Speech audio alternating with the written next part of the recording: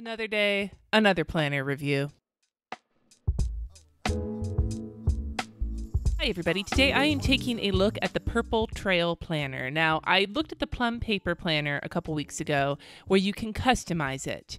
This planner is like the next step up in customizing. There's more choices, you can do some more shit, and I had a little bit more trouble with this one because of how many customizations there are, and if I ever can get my life together, I will do the Agenda, which I think is even a farther step up in customization. But for today, we're looking at Purple Trail. Now, I ordered the planner, and I ordered a couple of things to get the free shipping. Yeah, I fell for that. Whatever, dude, I was interested. So let me show you what I got really quick. I'm going to do a separate video on these pens. These are the Brilliant brush washable markers from Uli. So this is a brush marker set that I got, and I will do a video separately. And then I got some of their stickers because I was curious. These are their doodle stickers. They're on glossy paper, which I am not a big fan of. It's personal preference. I don't like glossy, but these are some cute situations with like raccoons and shit. So I may find a use for these, and if not, I may give these away to somebody, but we'll see how that goes. But those are separate. So here is the planner itself. And before we get into the planner, like I did with the plum paper situation, I did a screencast of me working on getting this planner. So we'll just jump into that first so we can talk about the actual, ordering of the planner, and then we'll get into what it looks like. So here we are at the Purple Trail website. They have a shit ton of things to choose from, different types of planners, different layouts of planners, planners for different kinds of people. You can see here as I'm scrolling through, there's you can get lost in this website. And I actually did get lost in it for a little while, not gonna lie. So I decided to go with a weekly planner, and then I decided to look at covers, and again, 11 million cover options, and I don't think that there's a lot of rhyme or reason to them. With a lot of other planner companies, you can kind of see connection in between all of the different cover choices. But in this one, it seems like it's a bunch of popular shit I've seen in the planner community, and they just put all the popular things on here. That's the idea I got. So there's a lot of good things to choose from. It just doesn't have a lot of cohesion to it.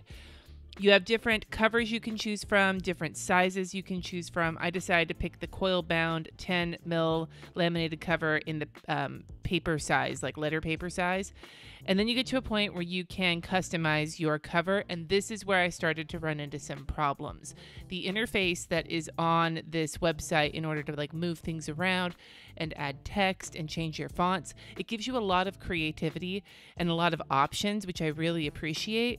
But this is my second go around doing this, and the first time I did it, it got all janky, and I couldn't figure out how to make it better or how to bring it back to the beginning without starting all over again.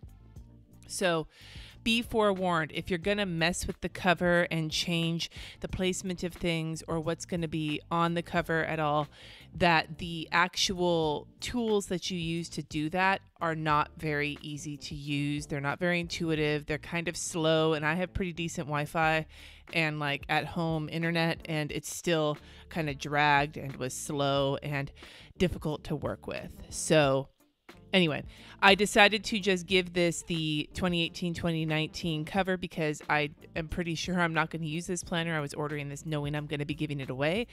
So I thought I'd pick something descriptive and kind of neutral, and that's what I went with.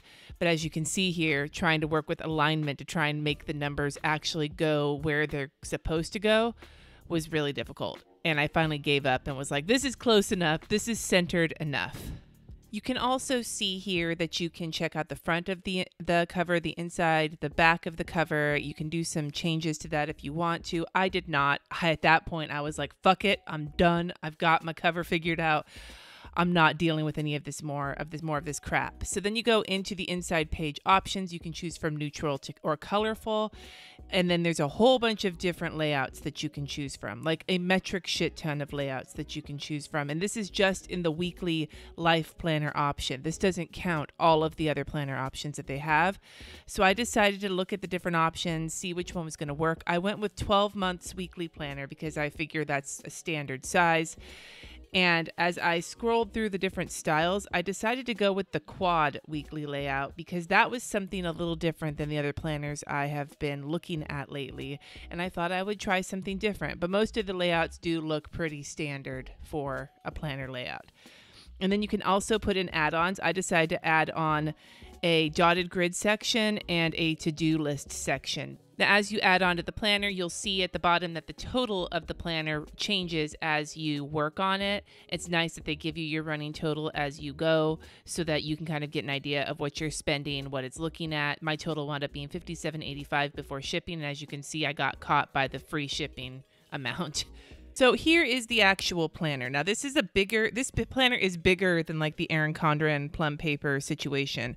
I'm going to put my Erin Condren, this is my 2018-2019 academic planner, 12 months. You've got like an additional chunk of space on either side. The coil looks a little bit bigger. And in terms of thickness, I would say that they are actually, the Purple Trail's a little thicker, but not by much. So 8.5 by 11, which is nice for those of you who like bigger situations. So this is the cover. If you watched in the how I actually ordered this, I struggled to get this cover the way I wanted, and I'm sure there's easier ways, and I just could not for the life of me figure it out. But fair warning, if you're trying to move shit around, it's a little frustrating. The cover itself is laminated. The one I ordered is the laminated one, so it's super thick. A little bit thicker than the Erin Condren one, also laminated. The inside of the cover is gray, and it says, "This planner belongs to," and then if found, please contact. The paper feels really thick, like really thick. Here is a list of holidays. It looks like they are mostly holidays celebrated in the United States, and it has the 2018 and the 2019 list. A 2018 calendar, a 2019 calendar. And then on the back is some lined pages. And then I like this. So the divider is cardstock and the tab itself is laminated. But here's the month. But around the month is a very light dot grid. And then on the back, it's completely dot grid. So you can decorate this, you can doodle on this, you can use it for note space. I like that it's useful. Sometimes when you have the divider in some of the planners I've seen where it's covered in a quote, it's really pretty, but it's space in your planner that you can't use. This is a divider that does what it's supposed to do. It tells you what month it is, but it gives you a lot of extra space that you can use for note taking. You can put your budget on here. There's a lot of things you can do with it, which I think is really cool. And then here's the front page of the planner. It says September 2008. I did a 12-month planner, September through August, as you saw in the situation. Birthdays, events, things to remember. And then here is the monthly spread. And I love how big this is. It comes with the size of the planner. Like, it's a bigger planner, so you have more room, but you have a nice, hearty note space. Lots of room to write things. There's some holidays printed on here, and you have a little bit of room to decorate, but it's black and white, very neutral. This is the layout that I picked. There are a bunch of different layouts. I decided to go with something a little bit different because I've been getting so many layouts that are similar to each other that I thought I would pick something that I thought looked kind of cool. It's a week on 2 pages, and like, I'm going to move to the next page. So this is the beginning of the month, and this would be where August is. And instead of showing that, they just have blank notes pages until September kicks in right here. But let's go to this page where it's the actual full week. So it's a Monday start. You have the same amount of space for every day, including the weekends: Monday, Tuesday, Wednesday, Thursday, Friday, Saturday, Sunday. I keep thinking I want it to go across and then across, but it's not. It's one page and then the next page. That's just something and then an extra notes page. So this is a lot of stickers would fit in this because this is so big and so open, but it is different than a lot of other things. I'm not really sure I like the black up here. I would have liked a softer gray because it would be a little bit more in the background in case you want to decorate on top of it. It looks a little stark with just the black and the white, but that's a personal preference, as these all are. And there's like a shininess to it, which I find very strange. Like, all of the ink on this page, I don't know if you can see it on camera, but like, look at that. You can see the reflection of the light on it. I'm not sure how I feel about that. And when you feel it, the ink actually, you can feel it on the paper, the black. Like, you can feel it. That's something kind of weird to me. And then you have your lined notes page into your next month, and then the same situation. The only color that's in this planner is on the dividers, and each divider is a different color. And it looks like there's only a lined note page if that's the way that the month falls, and they do not continue the month. So like here we get to the 31st and they leave it blank so that the new month starts here. So it gives you some extra space, but it does look a little awkward if you wanted to do a full week, Like if you want this whole week to be one weekly spread, you'd actually have it divided up into 2 different weeks unless you moved your dates over. I can see some people not liking that. I'm kind of ambivalent about it, but I can understand that would really irritate some people. I just noticed that the color here on these dividers is a little watercolory. It's also shiny. This ink here is also shiny, which I'm curious about. But I'm going to flip through this and we'll get to the end of the calendar part of the planner. Something else I didn't notice until I got into the more colorful dividers, the dot grid on each of the months for this divider situation is the same color as the month. So this is a light purple color here and a light purple dot grid. And here it's the more magenta-y color with the magenta dot grid. Going back to the front, here's like a tealy green and then the same kind of green for the dot grid. So I like that. That's kind of a fun addition.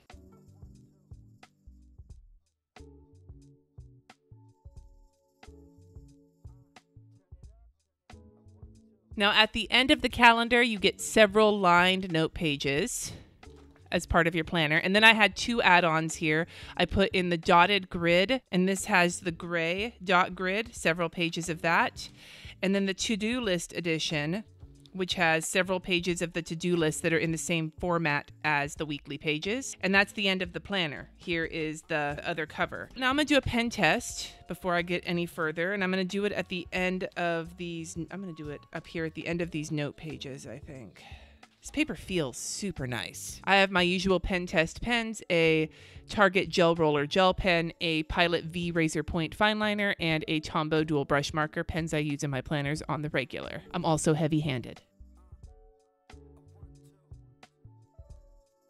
There's absolutely none of that ridged braille feeling that you get sometimes on paper when you write with a heavy hand with a gel pen, so that's really nice. It doesn't push through at all. I can see a tiny, tiny bit of ghosting on the gel and the fine liner. Little tiny bit more with the Tombow, but barely any. This paper is really nice and thick, and it's also a good bright white, which I really appreciate. So looking at this planner, let's talk about it. Let's have a few moments to have a conversation about this planner specifically, and then the Purple Trail situation as a whole, okay? So first of all, I think that this giant planner is really basic, but can be really handy. I'm honestly not a fan of how the layout looks. Now, I'm not talking about this particular setup. I could actually make this work and have a good time with it. You could do like micro bullet journaling if you do something like this, like daily or whatever. There's plenty of room here, especially if you write small. What I'm referring to is what it looks like. It kind of, maybe I'm just used to the way like the Erin Condren planners look and the Plum Paper Planner, the way it looked, Inkwell Press, Happy Planner. All of these planners have a specific flavor to them. You can almost tell whose planner is what if you have an idea about it. They all have a little bit of personality, even if they're still super neutral. Even if you take out all the color, like in the Yellow Paper House planner, where the color was in the dividers, but the rest of the planner was neutral, there still was some gradation, like instead of just black and white, there was some grays so that it was a little bit stepped back, and the font choices and everything else. But to be honest, and maybe I'm getting the impression from this because it's on letter-sized paper, I remember like 5 years ago or something, I got a printable planner that I printed myself, and I kind of built it myself using Word, and this in some ways reminds me of that. I'm not saying this is poor quality. It's not poor quality. It just feels really, really, really basic. Like there wasn't a lot of thought put into it beyond the absolute basics, and that might be what you're looking for. But for me, I like to see a little bit more personality, just a little bit. Not so much that I can't fill it with my own personality, but that it looks like somebody with a good designer eye took a look at it and added a little bit of contrast or flair to it. As an example, here's the Yellow Paper House planner. And you notice here that even though they're both super basic planners, this one looks like it had a little bit more thought put into it than this one did.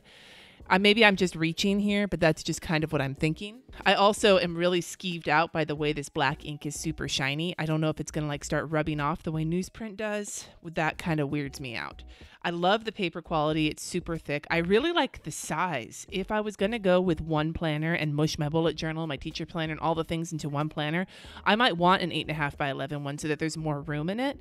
I love that. And I do love how simple it is. I just wish that there was a little bit more more softness to the black ink as opposed to having it just be like black in your face. Even though I think it's pricey, I also think that you get customization, which really is like the more customizable your planner is, the more you should expect to pay because they have to put more work into individually printing each one.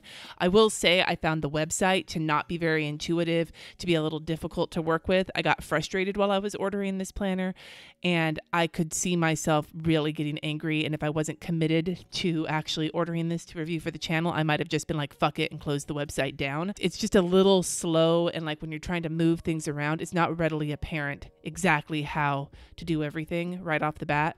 And they've got a video on there, but like I maybe pop-up instructions or something. I'm not sure. I was struggling with it. So that's just a warning if you do want to look and order these. But if you want something customizable, this is a nice size and it's really nice quality. Like, design work aside, it's a hardy planner that feels like they didn't cheap out on the materials. I will not be using this, so I'm going to be giving this away. If you want to know who won the Yellow Paper House Planner, that winner has been selected. You can go check the description of that video, which I'll link up in the cards here, or you can look at the community tab on my channel where I will have also posted it. But this giveaway goes the same way. I'm going to just give this planner to one of you. If you think it looks awesome, I purposefully did not get any extra personalization on it. It is September through August, and it has this particular layout. So if this is something you're interested in, leave a comment down below telling me how you would use this planner and what about it looks interesting to you. The winner will be picked on August 15th, 2018, and it will be announced in the community tab on my channel and in the description of this video. Be picked at random, open internationally,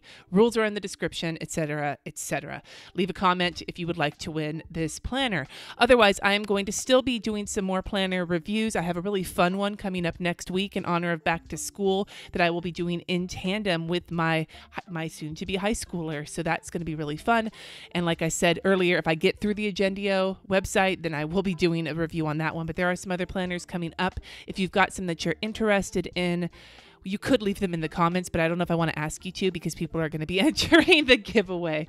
Anyway, you guys, have a wonderful rest of your day. Thank you so much for watching. Subscribe if you haven't already, and I will see you next time.